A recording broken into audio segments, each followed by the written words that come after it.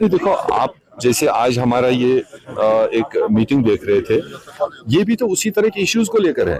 जो भारतीय जनता पार्टी और दिल्ली की सरकार सिर्फ देश में तफर्रुक और अफरा तफरी फैलाने के ही कदम उठा रही है। अभी तक पूरे 12 साल में कोई कदम उनका ऐसा नहीं देखा गया जिसमें इस भारत देश को यूनाइट, इसमें अलग अलग कल्चर्स में लोग रहते हैं, अलग अलग भाषाओं में लोग रहते हैं, अलग अलग धर्म के लोग रहते हैं, कोई भी एक स्टेप भी उन्होंने इस भारत देश के अंदर रहने वाले लोगों को इकट्ठा साथ में चलाने का कोई कदम नहीं उठाया। जो भी कदम उठ रहे हैं वो कहीं ना कहीं तनाव से भरे हुए हैं, कहीं ना कहीं अफरा तफरी फैलाने की बात है। अब ये बात कि चलो अब मस्जिदों को मतलब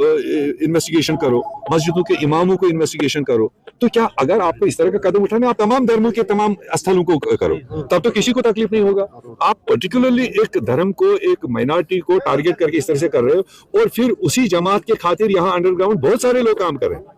और ये उनको जवाब पूछना चाहता है जो उन्हीं के एजेंट्स बनकर, उन्हीं के प्यादे बनकर यहाँ समाज में गुमराह करने की बात है। हमें उनसे कोई ज्यादा गिला नहीं, उनका डिजाइन यही है, उनका सोच यही है, वो तो यही करेंगे। मगर अफसोस उन लोगों पर है जो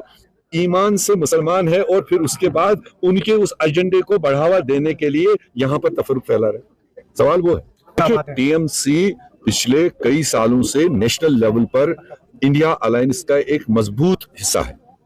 जो भी नेशनल लेवल के हमारे एजेंडे उठे, जो भी मोदी सरकार की नाकस पॉलिसियां उठी, चाहे वो वक्फ अमेंडमेंट की बात आई, चाहे मनरेगा की बात आई, चाहे और जितने भी नेशनल इश्यूज आए, उसमें टीएमसी और कांग्रेस ने काफी तालमेल के साथ में पार्लियामेंट के अंदर और पार्लियामेंट के बाहर काम किया। अब जहां तक स्टेटों का सवाल है, स्टेटों में जो बड़ी पार्टियां हैं, हम नेशनल लेवल पर तस्वीर की जाती है हम बड़ी पार्टी है,